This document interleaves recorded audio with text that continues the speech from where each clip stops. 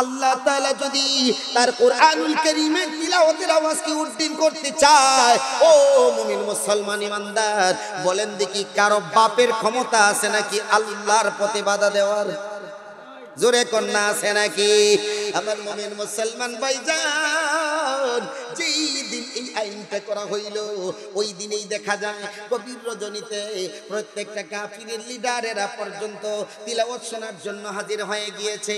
আল্লাহর নবী বিশ্ব নবী তিলাওয়াত করছেন, আর বাহিরের মধ্যে কান পেতে অন্তর দিয়া কোরআনুল কারীমের তিলাওয়াত শুনতে আসছে।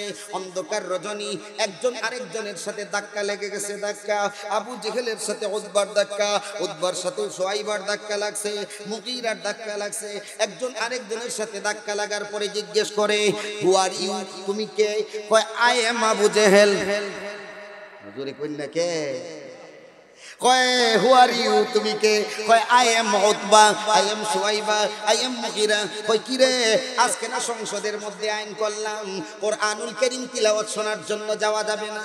এবার সকলে ডাক দিয়ে কয় লিডার, আমরা তো ভাবছি আপনি একজন নেতা, আপনি একজন লিডার, আপনি আইন করছেন, মনে হয় আপনি আজকে আর আসবেন না, এই জন্য আমরা চান্স নেওয়ার জন্য আসছি। সুবহানাল্লাহ জোরে কয়। আমার ভাইয়েরা, আল্লাহর নবী বিশ্ব নবী তিলাওয়াত শোনার জন্য যখন কাফির মুশরিকের লিডারেরা হাজির হইয়া যায়, এই সময় শয়তান একটা লিডার বানায় দিছে। কয় যা যা কোরআন তিলাওয়াতের পথে বাধা দেওয়ার জন্য এই পন্থা অবলম্বন কর, এই পদ্ধতি দিয়ে কাজে লাগবো। এমনি তোরা বাধা দিয়ে পারবি না, আইন কইরাও পারবি না। সংসদের মধ্যে কোরআনের বিরুদ্ধে আইন কইরা বলেন দেখি কোরআন ওয়ালার সংখ্যা এই দেশের মধ্যে বাড়ছে না কমছে?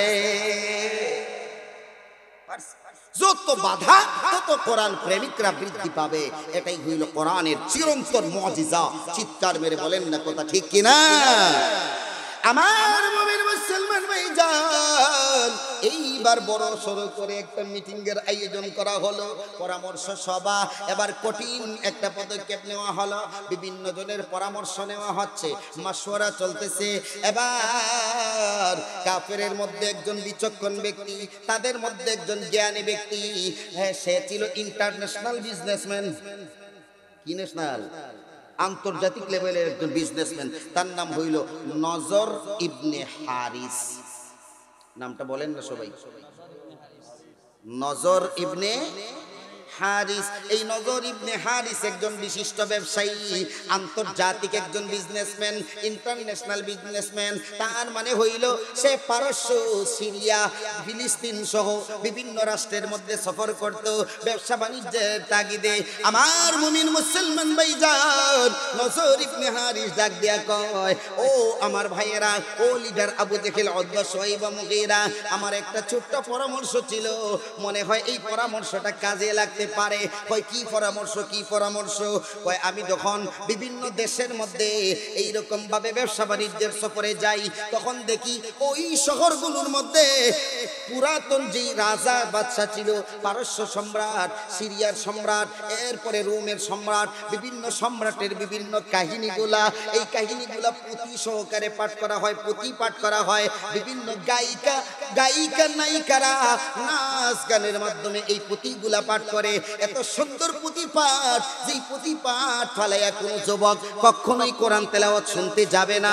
এবার আবু জেহেল, উতবা, শুআইবা, মুগীরারা ডাক দেয়া কয়, যা রে যা নজর ইবনে হারিস, এতদিনে একটা ভালো বুদ্ধি দিছো, যাও তুমি এই গায়িকাগুলাকে নিয়ে আসো। নজর ইবনে হারিস আল্লাহর নবী বিশ্ব নবীর কোরআনুল কারীমের তিলাওয়াতের মধ্যে বাধা প্রদান করার জন্য, বাধা দেওয়ার জন্য সে গায়িকাদেরকে নিয়ে আসলো। আল্লাহর নবী বিশ্ব নবীর কোরআনুল কারীম তিলাওয়াত শোনার জন্য যখন যুবকেরা যায়, বৃদ্ধরা যখন যায়, আবাল বৃদ্ধ বনিতা যখন কোরআনের প্রেমে দৌড় দিতে শুরু করলো, রাস্তার মধ্যেই এই গায়িকা নায়িকাদেরকে এই গান গাওয়ার পরিবেশ কইরা দিল। যার কারণে যাদের দিলের মধ্যে রূপ ছিল, যাদের দিলের মধ্যে ঈমান নাই, আল্লাহর প্রতি মহব্বত নাই, যাদের দিলের মধ্যে রাসূলের প্রতি মহব্বত নাই, ওই সমস্ত মানুষগুলা কোরআন তেলাওয়াত থেকে বিরত থাইকা গেল। আমার আল্লাহ নারাজ হইয়া গেছে।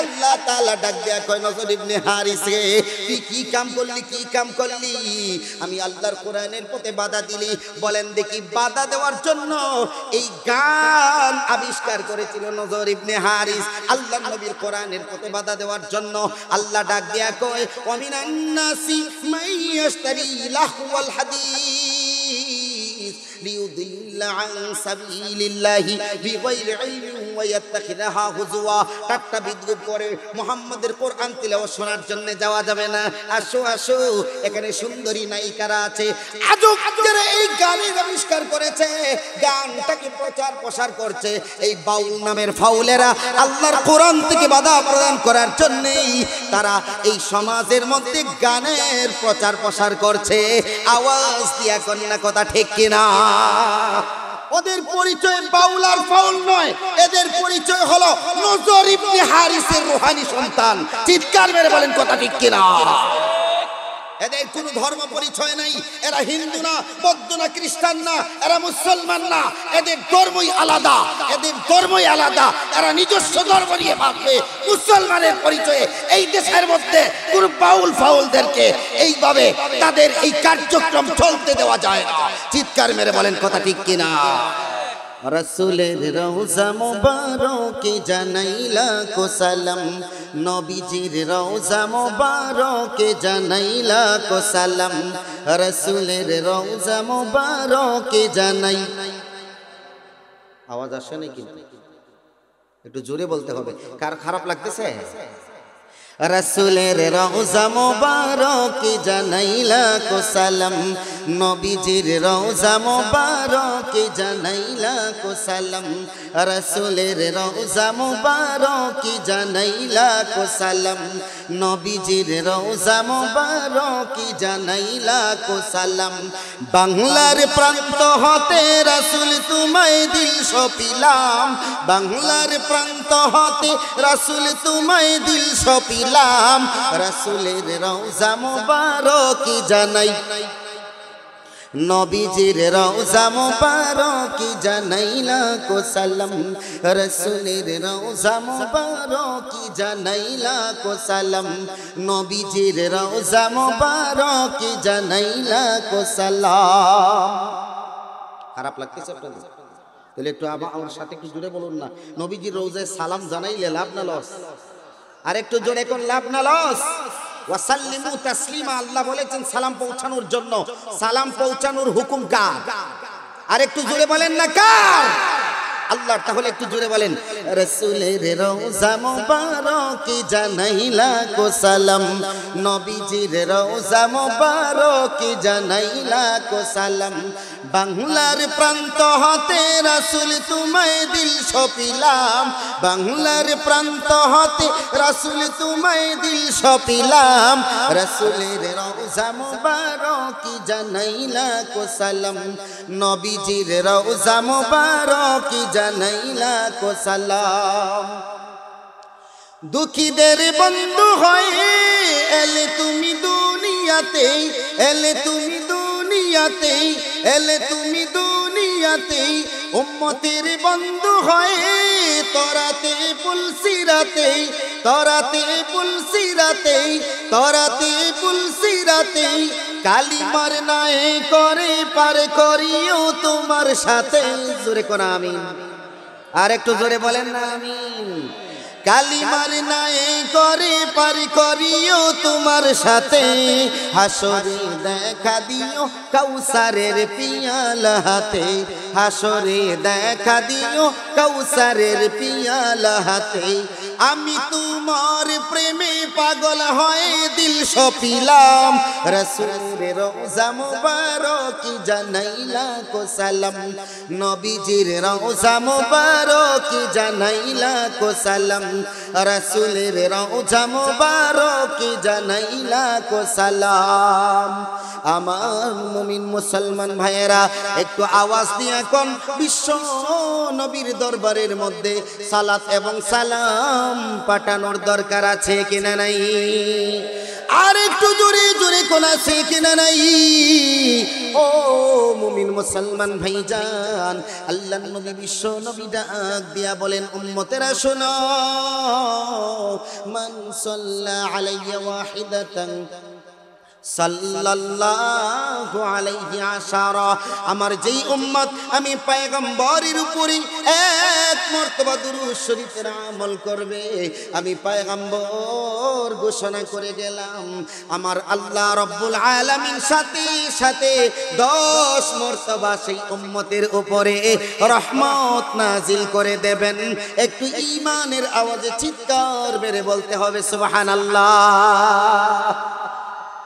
নবীর উপরে দুরূদ শরীফ পড়লে একবার আল্লাহর তরফ থেকে রহমত নাজিল হয় 10 বার। সুবহানাল্লাহ জোরে কর সুবহানাল্লাহ। আমার মুমিন মুসলমান ভাইজান, সময়টা খুবই খারাপ যাচ্ছে, এই জন্য পরিস্থিতি খারাপ, আলোচনাটাও অন্যরকম হবে। আমার মুসলমান ভাইয়েরা, এই দুনিয়ার জমিনের মধ্যে আল্লাহ মানুষকে পাঠাইছেন, এই মানুষগুলা গোলাম হইল আল্লাহর। আল্লাহর গোলামির মধ্যেই থাকবে সীমাবদ্ধ। আল্লাহর গোলামি ছাড়া কারো গোলামি করা ঠিক না, জায়েজ না। এইটা মনিবের সাথে হইল গাদ্দারি। কিন্তু দুঃখজনক হলেও সত্য, এই দুনিয়ার জমিনের মধ্যে আল্লাহ মানুষ পাঠাইলেন। আমার আল্লাহ রাব্বুল আলামিন খুব গর্ব করে বলে, ইন্নী জাইলুন ফিল আরদি খলিফা। আমি আল্লাহ জমিনের মধ্যে প্রতিনিধি পাঠাইতে চাই, যারা আমি আল্লাহর গোলামি করবে, আমি আল্লাহর গোলামিটা প্রতিষ্ঠা করবে। এবার একবারে ব্যক্তিগত জীবন থেকে নিয়ে রাষ্ট্রীয় জীবন পর্যন্ত গোটা জীবন ব্যবস্থাটা চলবে আল্লাহ তাআলার হুকুমে। আল্লাহর আইন ছাড়া কোনো ব্যক্তি চলবে না, আল্লাহর আইন ছাড়া কোনো পরিবার চলবে না, আল্লাহর আইন ছাড়া কোনো সমাজ চলবে না, আল্লাহর আইন ছাড়া কোনো ওয়ার্ড চলবে না, ইউনিয়ন চলবে না, আল্লাহর আইন ছাড়া কোনো উপজেলা চলবে না, আল্লাহর আইন ছাড়া কোনো জেলা চলবে না, আল্লাহর আইন ছাড়া কোনো বিভাগ চলবে না, আল্লাহর আইন ছাড়া কোনো দেশ চলবে না, আল্লাহর আইন ছাড়া পৃথিবীর কোনো অংশই চলতে পারে না। আওয়াজ দিয়া কন্যা কথা ঠিক কিনা? আইন প্রতিষ্ঠা করার জন্য আল্লাহ খলিফা পাঠাইলেন দুনিয়ায়। বলেন দেখি, এই মানুষগুলা যদি আল্লাহকে না মানে, আল্লাহকে যদি অস্বীকার করে, আল্লাহ তাআলার কষ্ট লাগে কি লাগে না? এই জন্য আল্লাহ যদিও মানুষকে পাঠাইছিলেন দুনিয়ায় দিবেন জান্নাতে, এইটা ছিল মানুষের সাথে ওয়াদা। কিন্তু আল্লাহ রাগান্বিত হইয়া এই মানুষের জন্য আল্লাহ জাহান্নামও বানাইছেন। আল্লাহ বড় কষ্ট নিয়া এই বান্দাদেরকে জাহান্নামের মধ্যে দিবেন। আল্লাহ ডাক দেয়া কয়, বান্দারে আমি তোর দুনিয়ার জমিনের মধ্যে পাঠাইলাম, আমি আল্লাহর দেওয়া এই যে ওহী দুনিয়ার জমিনের মধ্যে পাঠাইয়া দিলাম, তোদের পিছনে পিছনে আমি আল্লাহর পক্ষ থেকে বিধানও পাঠিয়ে দিলাম। এই বিধানটা ফলো করবি, যদি এই বিধান মাইনা আমি আল্লাহর দরবারে হাজিরা দিতে পারো রে, আমি আল্লাহ ওয়াদা করলাম তোর জন্য একটা দুইটা না 10 দুনিয়ার সমান এক একটা জান্নাত, এইরকম 8টা জান্নাত আমি আল্লাহ তোদের জন্য হাদিয়া রাখছি। জোরে জোরে কন্যা সুবহানাল্লাহ। আমার ভাইরা খারাপ লাগতেছে আপনাদের? জোরে কোন খারাপ লাগতেছে? যারা রাস্তায় দাঁড়ায় দেখতেছেন, এটা কি দেখতেছেন আপনারা? বুঝলাম না, খেলাধুলা চলতেছে নাকি? জান্নাতের বাগানে বসলে লাভ না রাস্তায় থাকলে লাভ? জান্নাতের বাগানে এসে বসলে লাভ। এখান থেকে যারা বাহিরে থাকবে, এরা কি সিন্নি পাবে? জোরে কোন সিন্নি পাবে? মসজিদে সিন্নি বিলি করা হয়, এটা কি গ্রামের রাস্তায় যারা দাঁড়ায় থাকে, গ্রামের রাস্তায় যারা দাঁড়ায় থাকে, এটা কি ভাই? মসজিদে না? মাশাআল্লাহ মাশাআল্লাহ, ঠিক আছে মাশাআল্লাহ ভাই। তাহলে এই মসজিদে সিন্নি বিলি হচ্ছে, এখানে গ্রামের রাস্তায় যারা দাঁড়ায় থাকে, এরা কি সিন্নি পায়? জোরে কোন না। ও মুমিন মুসলমান ইমানদার, একখানা আয়াতে কারিমা তিলাওয়াত করেছি, সময় খুবই কম, কথাগুলো বুঝতে হবে খুব সংক্ষিপ্ত আকারে, একটু মনোযোগ দিয়া কথাগুলো শুনবেন। ও যুবক ভাইরা, আপনাদের দৃষ্টি বেশি আমি আকর্ষণ করছি, একটু গভীর মনোযোগ দিয়া শুনবেন। আমার মুরব্বী বাবারা, কথাগুলোকে আপনারা বিবেচনার মধ্যে নেবেন। আল্লাহ রাব্বুল আলামিন ডাক দিয়ে কয়, ও দুনিয়াবাসী মুমিন মুমিনাতেরা শোনো, শোনো, আমি আল্লাহ যদিও দুনিয়ার জমিনের মধ্যে মানুষ পাঠাইছিলাম আমি আল্লাহর গোলামি করার জন্য, কিন্তু এই মানুষগুলা বিভিন্ন দলে বিভক্ত হয়ে গিয়েছে। এক নাম্বার দল হলো ইমানদার, দুই নাম্বার দল হলো কাফের বা মুশরিক, তিন নাম্বার দল হইল নাস্তিক। এক দল আছে আল্লাহকে বিশ্বাস করে, এরা হইল জান্নাতি। দুই নাম্বার দল হইল কাফির মুশরিক, এরা হইল জাহান্নামী। তিন নাম্বার আরেকটা দল আছে, এরা হইল নাস্তিক, এরাও জাহান্নামী। আওয়াজ দিয়া কন্যা কথা ঠিক কিনা? আর একটু জোরে বলতে হবে কথা ঠিক কিনা? ও মুমিন মুসলমান ইমানদার, এই বর্তমান সময়ে কথাগুলোকে ভালো করে আপনাদের বোঝা লাগবে। ও পর্দার অন্তরালের মা বোনেরা লক্ষ্য করিয়ে শুনবেন, নিজেদের ঈমানটাকে আজকে পাকাপোক্ত করবেন। আপনাদের ঈমানটা খুবই দামি, এই দামি ঈমানটাকে নস্যাৎ করার জন্য ইহুদি খ্রিস্টানদের জাল বিছানো রয়েছে। এই কাফির মুশরিক নাস্তিকেরা আমাদের ঈমানটাকে বরবাদ করার পায়তারা করছে। আওয়াজ দিয়ে কন্যা কথা ঠিক কিনা? ভারতের মধ্যে উগ্রবাদী হিন্দুরা আমার মুসলমান ভাই বোনদেরকে কুরবানি করার কারণে, গরু জবাই করে খাওয়ার কারণে, আল্লাহর হুকুম মানার কারণে মানুষদেরকে জবাই করে হত্যা করছে। আমার এই দেশের মধ্যে অনেক উলামায়ে কেরাম বিগত দিনগুলোতে দেখেছেন জেলখানার মধ্যে আবদ্ধ ছিল শুধু হকের কথা বলার কারণে। আওয়াজ দিয়ে বলেন কথা ঠিক কিনা? ওরা তখনও ছিল, এখনো আছে, ভবিষ্যতেও থাকবে। সুতরাং আমাদের চোখ কান খোলা রাখা উচিত। কখন এই বেঈমানের গোষ্ঠীরা আমাদের ঈমানকে হরণ করতে আসে, কোন সুরতে আসে, এদের সুরতগুলো জানার দরকার আছে কিনা নাই? আপনারা দেখেছেন বিগত দিনে, এই কয়েকদিন আগে আউল বাউল ফাউল গুলাও ইসলাম নিয়ে কটূক্তি করে। জোরে কোন কথা ঠিক কিনা? বাউল নামক ফাউল গুলা দেখছেন, আল্লাহকে নিয়ে কটূক্তি করে, কয় আল্লাহর কথার নাকি কোনো আগা মাথা নাই। নাউজুবিল্লাহ। আর একটু জোরে কইবেন না নাউজুবিল্লাহ। আমি তো বলছি আগা মাথা। হ্যাঁ, এমন এক শব্দ কইছে, এটা মুখে আনাও লজ্জাজনক।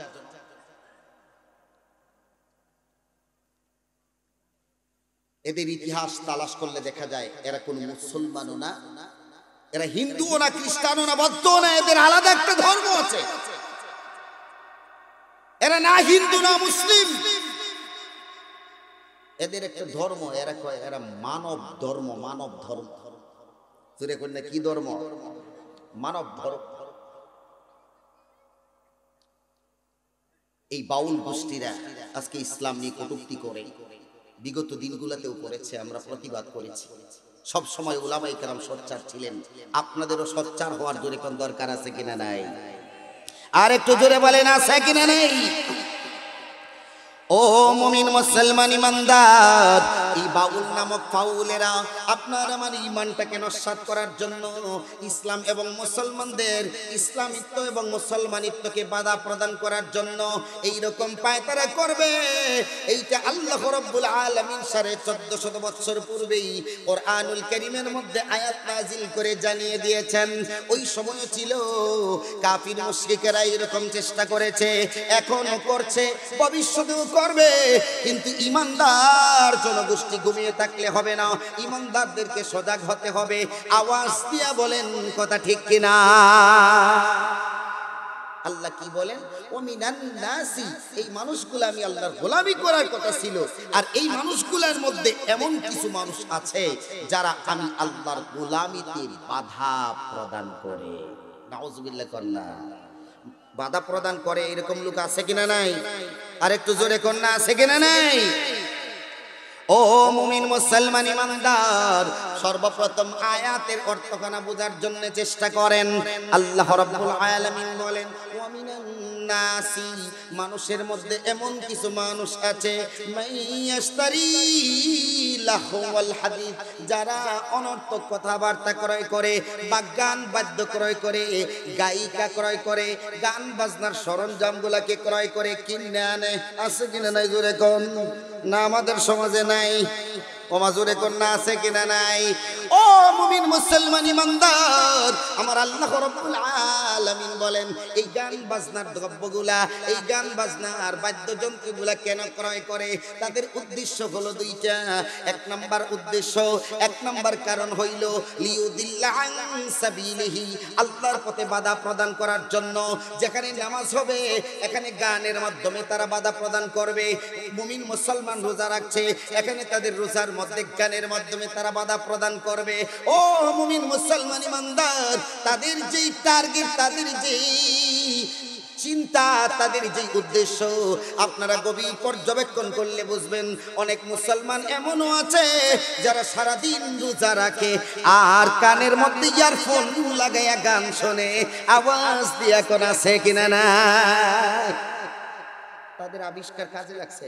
মুসলমানদের ইসলামিত্ব এবং মুসলমানিত্বের পথে বাধা দেওয়ার জন্য তারা এই সরঞ্জাম গুলাকে আবিষ্কার করেছে। আওয়াজ দিয়া কন্যা কথা ঠিক কিনা? আমার মুমিন মুসলমান ভাইজান, গভীর মনোযোগ দিয়ে শুনবেন। লিউদিল্লা আন সাবিলিল্লাহি বিগাইরি ইলমিন ওয়া ইয়াত্তাখিদাহা হুজুয়া, এবং তারা আল্লাহর আয়াতগুলোকে ঠাট্টা বিদ্রূপ করে, আল্লাহর বিধানকে নিয়ে ঠাট্টা বিদ্রূপ করে। বলেন দেখি বর্তমান সময়ে আল্লাহর বিধানকে ঠাট্টা বিদ্রূপ করা হচ্ছে কি হচ্ছে না? জোরে কন্যা হচ্ছে কি হচ্ছে না? আমার মুমিন মুসলমান ভাইজান, তাহলে আয়াতের অর্থ আর বর্তমান পরিস্থিতি বলেন দেখি একটা মিল আছে কিনা? নাই কথা কন্যা দেখি আপনারা। ও মা, আপনার অসুখ হয়েছে জ্বর, এখন আপনারে আমি ফেডে অসুখের যদি ট্যাবলেট দিই, এটা কোনো মানে আছে? তো বর্তমান সময়ে যেটা সমস্যা, এই নিয়ে এই আলোচনা দরকার কিনা বলেন? জোরে কন্যা। আমার সমস্যা হলো এক জায়গায় মলম লাগায় আর এক জায়গায়, এই মলমের কোনো মানে আছে? নেই। আমার মুমিন মুসলমান ভাইজান, এই গানের আবিষ্কার কোন সময় হয়েছিল? এই আয়াতের শানে নুজুলের দিকে তাকাইলে আপনারা বুঝবেন। আল্লাহর নবী, বিশ্ব নবী, সরওয়ারে কায়নাত রাহমাতাল লিল আলামিন, আমার মহান নবী, দয়ার নবী জনাবে মুহাম্মদুর রাসূলুল্লাহ, ভুলে গেলেন নাকি আপনারা?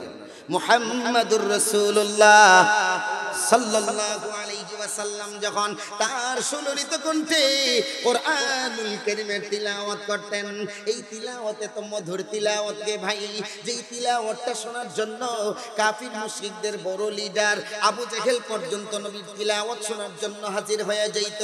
উতবা, শুয়াইবা, মুগীরা যারা কোরআনের বিরোধিতা করত, কিন্তু গভীর রজনীতে আল্লাহর নবী, বিশ্ব নবীর কোরআন তিলাওয়াত শোনার জন্য হাজির হয়ে যাইত। আমার মুমিন মুসলমান ভাইজান, এই রকম ভাবে যখন আবু জেহেল, উতবা, শুয়াইবা, মুগীরারা একে অন্যকে দেখলো, কোরআনুল কারীমের তিলাওয়াত শোনার জন্য হাজার হাজার মানুষগুলা ওইখানে জমায়েত হয়ে যায়, তখন কাফেরেরা বসলো বৈঠকের মধ্যে। সিদ্ধান্ত হলো আগামী কাল থেকে যে বাজারা মুহাম্মদের কোরআনুল কারীম তিলাওয়াত শুনতে যাইবা, তার জন্য জরিমানা দেওয়া লাগবে, তার জন্য উপযুক্ত শাস্তি নির্ধারণ করা হলো। কিন্তু আল্লাহ তাআলা যদি তার কোরআনুল কারীমের তিলাওয়াতের আওয়াজকে উদ্দিন করতে চায়, ও মুমিন মুসলমান ইমানদার, বলেন দেখি কারো বাপের ক্ষমতা আছে নাকি আল্লাহর পথে বাধা দেওয়ার? জোরে কন্যা আছে নাকি? আমার মুমিন মুসলমান ভাইজান, যেই দিন এই আইনটা করা হইল, ওই দিনেই দেখা যায় গভীর রজনীতে প্রত্যেকটা কাফিরের লিডারেরা পর্যন্ত তিলাওয়াত শোনার জন্য হাজির হয়ে গিয়েছে। আল্লাহর নবী, বিশ্ব নবী তিলাওয়াত করছেন, আর বাহিরের মধ্যে কান পেতে অন্তর দিয়া কোরআনুল কারীমের তিলাওয়াত শুনতে আসছে। অন্ধকার রজনী, একজন আরেকজনের সাথে ধাক্কা লেগে গেছে। ধাক্কা আবু জেহেলের সাথে উতবার ধাক্কা, উতবার সাথে শুয়াইবার ধাক্কা লাগছে, মুগীরার ধাক্কা লাগছে। একজন আরেকজনের সাথে ধাক্কা লাগার পরে জিজ্ঞেস করে, হু আর ইউ, তুমি কে? কয় আই এম আবু জেহেল। জোরে কইনা কে? কয় হু আর ইউ, তুমি কে? কয় I am Utba, I am Shuaiba, I am Mughira. কয় কি রে, আজকে না সংসদের মধ্যে আইন করলাম কোরআনুল কারীম তিলাওয়াত শোনার জন্য যাওয়া যাবে না। এবার সকলে ডাক দিয়ে কয়, লিডার, আমরা তো ভাবছি আপনি একজন নেতা, আপনি একজন লিডার, আপনি আইন করছেন, মনে হয় আপনি আজকে আর আসবেন না, এই জন্য আমরা চান্স নেওয়ার জন্য আসছি। সুবহানাল্লাহ, জোরে কয়। আমার ভাইয়েরা, আল্লাহর নবী বিশ্ব নবী তিলাওয়াত শোনার জন্য যখন কাফির মুশরিকের লিডারের হাজির হইয়া যায়, এই সময় শয়তান একটা লিডার বানায় দিছে, কয় যা যা কোরআন তিলাওয়াতের পথে বাধা দেওয়ার জন্য এই পন্থা অবলম্বন কর, এই পদ্ধতি দিয়ে কাজে লাগবো, এমনি তোরা বাধা দিয়ে পারবি না, আইন কইরাও পারবি না। সংসদের মধ্যে কোরআনের বিরুদ্ধে আইন কইরা বলেন দেখি কোরআন ওয়ালার সংখ্যা এই দেশের মধ্যে বাড়ছে না কমছে? যত বাধা তত কোরআন প্রেমিকরা বৃদ্ধি পাবে। এটাই হইল কোরআনের চিরন্তন মুজিজা। চিৎকার মেরে বলেন না কথা ঠিক কিনা? আমার মুমিন মুসলমান ভাইজান, এইবার বড় সড়ো করে একটা মিটিং এর আয়োজন করা হলো, পরামর্শ সভা। এবার কঠিন একটা পদক্ষেপ নেওয়া হলো, বিভিন্ন জনের পরামর্শ নেওয়া হচ্ছে, মাশওয়ারা চলতেছে। এবার কাফেরের মধ্যে একজন বিচক্ষণ ব্যক্তি, তাদের মধ্যে একজন জ্ঞানী ব্যক্তি, হ্যাঁ সে ছিল ইন্টারন্যাশনাল বিজনেসম্যান। কি ন্যাশনাল? আন্তর্জাতিক লেভেলের একজন বিজনেসম্যান। তার নাম হইল নজর ইবনে হারিস। নামটা বলেন না সবাই, নজর ইবনে হারিস। এই নজর ইবনে হারিস একজন বিশিষ্ট ব্যবসায়ী, আন্তর্জাতিক একজন বিজনেসম্যান, ইন্টারন্যাশনাল বিজনেসম্যান। তার মানে হইল সে পারস্য, সিরিয়া, ফিলিস্তিন সহ বিভিন্ন রাষ্ট্রের মধ্যে সফর করত ব্যবসা বাণিজ্যের তাগিদে। আমার মুমিন মুসলমান ভাইজান, নজর ইবনে হারিস ডাক দিয়া কয়, ও আমার ভাইয়েরা, ও লিডার আবু জেহেল, উতবা, শাইবা, মুগীরা, আমার একটা ছোট্ট পরামর্শ ছিল, মনে হয় এই পরামর্শটা কাজে লাগতে পারে। কয় কি পরামর্শ? কি পরামর্শ?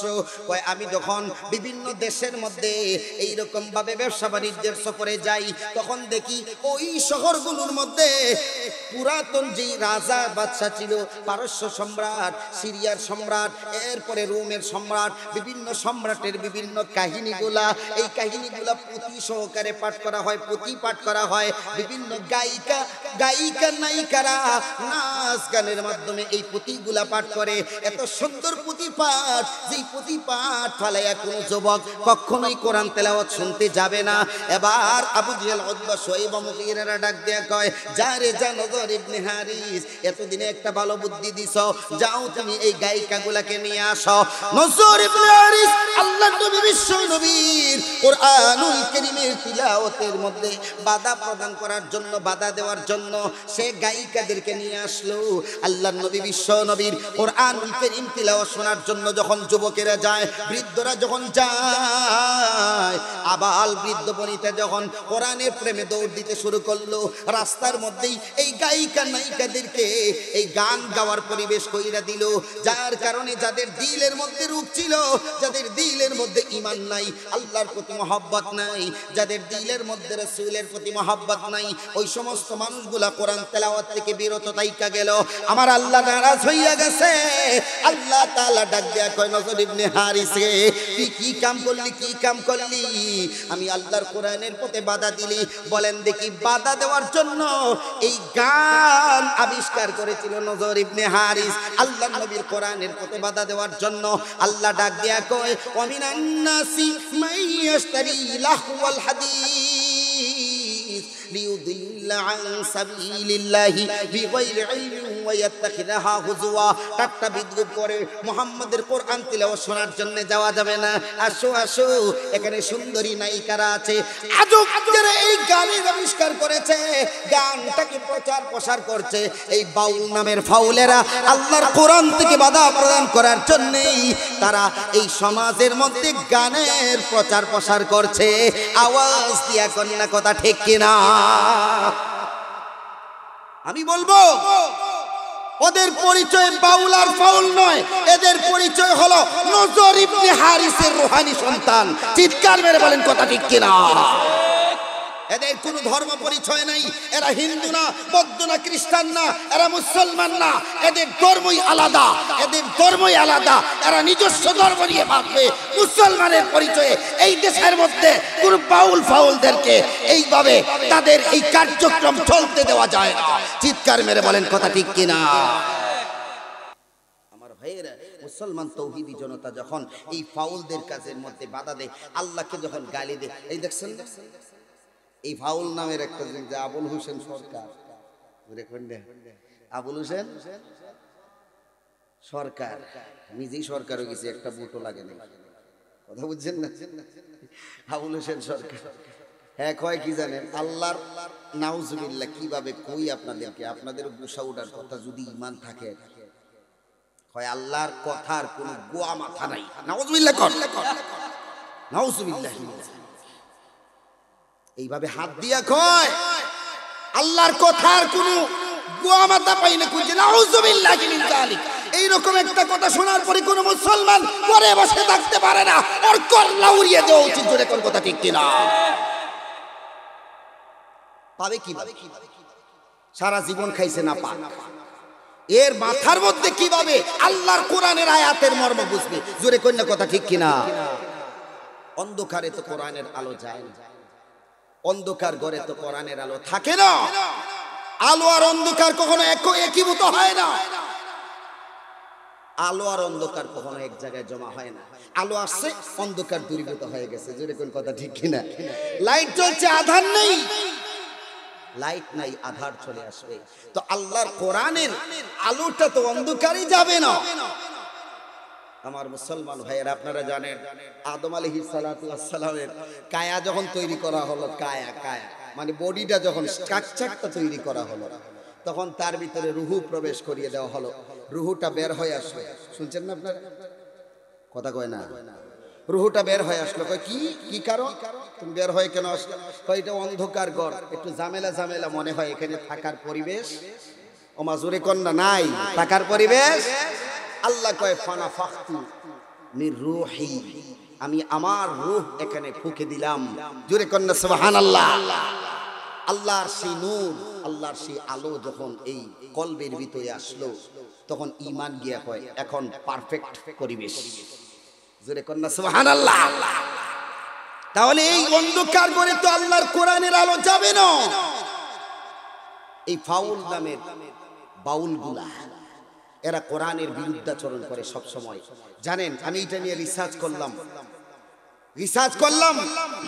অনেক মানুষ ফেসবুকের মধ্যে লেখালেখি করে, আপনারা যারা এই সোশ্যাল মিডিয়াগুলো ব্যবহার করেন তারা দেখেছেন, এরা চাউল বাউল দিয়া তারা একটা উদাহরণ দিয়ে থাকে। চাউল আর বাউল, আসলে গ্রামাঞ্চলে চাউল বলে, আমাদের সিলেটে কি বলে?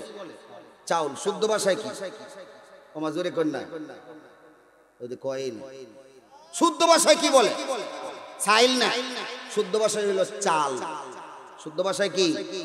চাউলকে কি বলা হয়? চাল বলা হয়। তাইলে বাউলকে কি বলবেন? যারা বুঝছে তারা হাসতেছে নাকি? হ্যাঁ, যুবকরা বুঝে লাইছে। বাউলকে কি বলবেন? কথা ঠিক না? চাউলকে যদি চাল বলেন, বাউলকে কি বলবেন? আবার মুমিন মুসলমান ভাইজান, গভীর মনোযোগ দিয়ে শুনবেন। এই বাউলদের উদ্ভব কবে হয়েছিল, বাউলদের ইতিহাসটা আপনাদেরকে একটু শোনায় দিই, শুনতে রাজি আছেন নি? আমরা ওদের আগা মাথা ঠিকই বুঝি, তোদের বংশ বুনিয়াদ সহ আমাদের এলেমের মধ্যে রয়েছে। তোরা কি মনে করেছিস কোরআনওয়ালারা কিছু জানে না? জানি রে বাবা, জানি, তোদের ইতিহাস ভালো করে জানি। তোরা যেই মারিফতের কথা কইয়া মানুষের ঈমানটাকে বরবাদ করতেছ, এই সব কিছু বুঝার ক্ষমতা কোরআনওয়ালাদের কাছে জোরে কোন আছে কিনা? নাই, আছে। এই বাউলদের উদ্ভব হয়েছিল ফিলিস্তিনের পাশে একটা শহর ছিল, যেই শহরের নাম হইল রাস সামারা। বলেন, এই শহরের নাম কি ছিল? রাস সামারা। এখানে একটা প্রজনন দেবতা ছিল, যেই দেবতাটাকে তৈরি করা হয়েছিল পূজা করার জন্য। এই দেবতার নাম ছিল বাআল। বলেন, শুদ্ধ ভাষায় কি ছিল? বাআল। এই বাআল নামক দেবতাকে পূজা করা হতো। এই বাআল নামক দেবতাকে যারা অর্চনা করত, পূজা করত, এরা ধীরে ধীরে এই পারস্য থেকে এটাকে আমদানি কইরা যখন আমাদের এই ভারতীয় উপমহাদেশে সুফিরা আসলেন, সুফিদেরকে চিনেননি আপনারা? সুফি সম্রাট, সুফি বুঝেন না? যারা আল্লাহর ওলি, যারা সাধনা করেন, আল্লাহ তাআলার নিষেধকৃত, আল্লাহর নিষেধ করেছেন এইরকম গুনার কাছ থেকে নিজের নফসকে বিরত রাখার জন্য যারা মেহনত সাধনা করেন, এদেরকে বলা হয় সুফি। জোরে কন্যা কথা ঠিক কিনা? এই সুফিরা যখন আমাদের এই দেশে আসলেন, এর মধ্যে একজন সুফি ছিলেন হযরত শাহজালাল মুজাররদ আনিল ইয়ামনি। তিনি ইয়ামন থেকে এই দেশে এসেছেন। হযরত শাহপরান, হযরত এইরকম ভাবে 360 আউলিয়ার এই পুণ্যভূমিতে এসেছিলেন। জোরে কোন কথা ঠিক কিনা? এরা ছিলেন সুফি।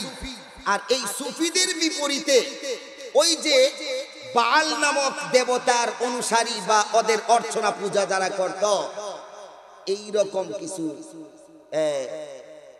যারা ফাউল নামক বাউল যারা আছে, এই সমস্ত মানুষেরা ওই জায়গা থেকে আমাদের এই ভারতীয় উপমহাদেশে এসেছিল।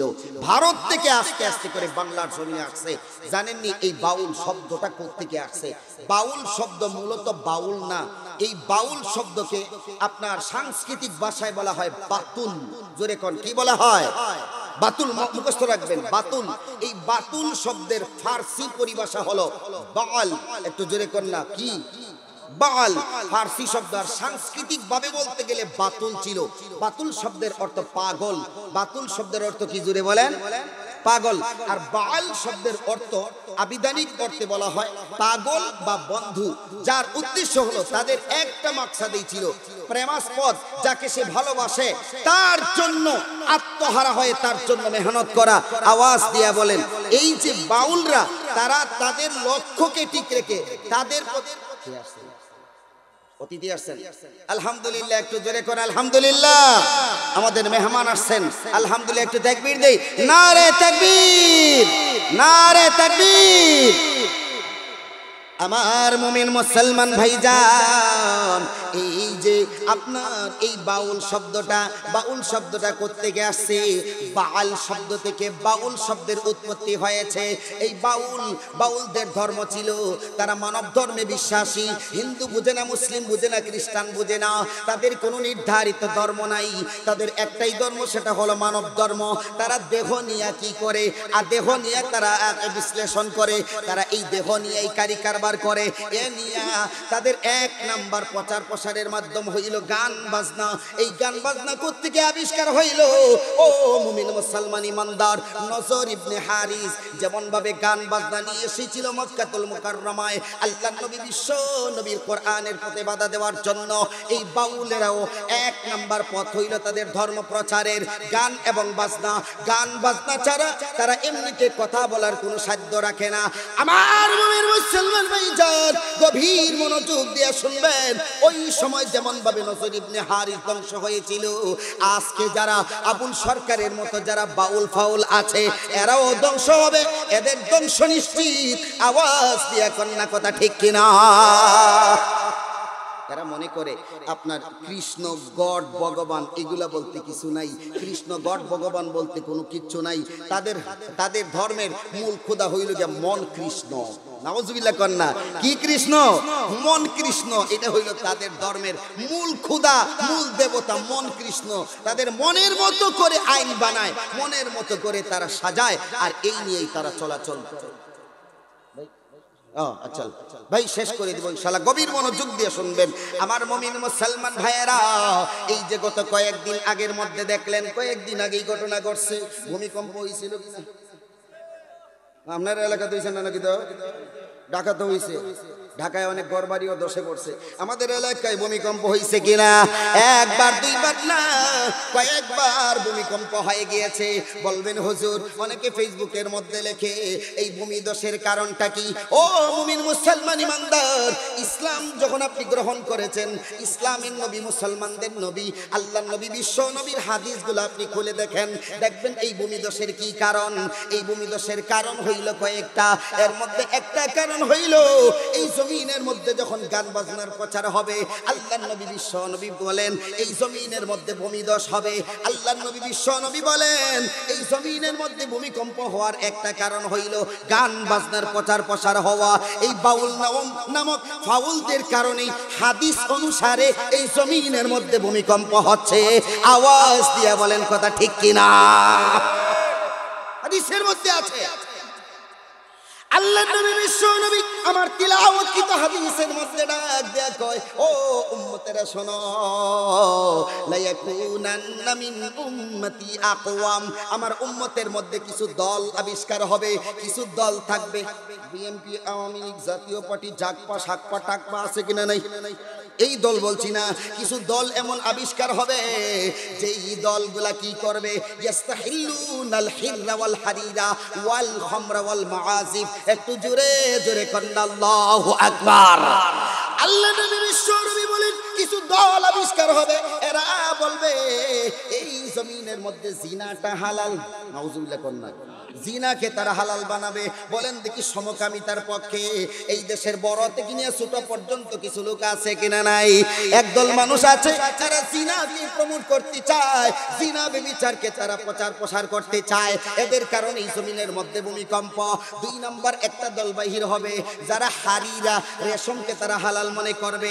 3 নাম্বার দল ওয়াল খামরা, মদের বা মাদকের আবিষ্কার হবে, মাদকের প্রচার প্রসার হবে। বলেন আমাদের সমাজের মধ্যে মাদকের সরাসরি আছে কিনা নাই? আছে কিনা নাই? হাদিস গুলোর জন্য চেষ্টা করবেন ও মুমিন মুসলমান ভাইজান। আল্লাহর নবী বিশ্ব নবী ডাক দেয়া কয় ওয়াল খামরা ওয়াল মাআজিফ। 4 নাম্বার হইল গান বাজনার প্রচার প্রসার ঘটবে। আমার ভাইয়েরা, 1 নাম্বার বললাম জিনা, 2 নাম্বার হইল রেশম, 3 নাম্বার হইল খমর তথা মাদক, 4 নাম্বার হলো গান বাজনা। এই 4টার কোনটাই বাকি আছে নি কোন? আমার ভাইয়েরা, এই সমাজের মধ্যে মাদক নির্মূলের জন্য যে বাজারা চেষ্টা করে, এই যুব সমাজকে সহযোগিতা করার জন্য কারা কারা রাজি? দুহাত উঁচু করে দেখান। আল্লাহ কবুল করুন, সকলে বলি আমিন।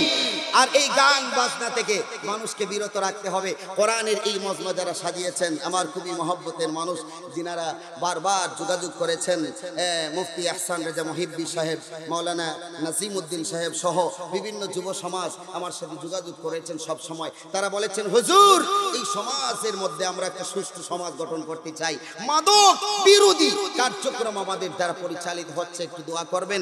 আমি বললাম সরাসরি মাহফিলে গিয়ে কথা বলবো। বলেন দেখি, মাদকের বিরুদ্ধে আমার নবী ছিলেন, নবীর পক্ষে থাকলে আমরা কার বিরোধী হব? বলেন, মাদকের বিরোধী হব।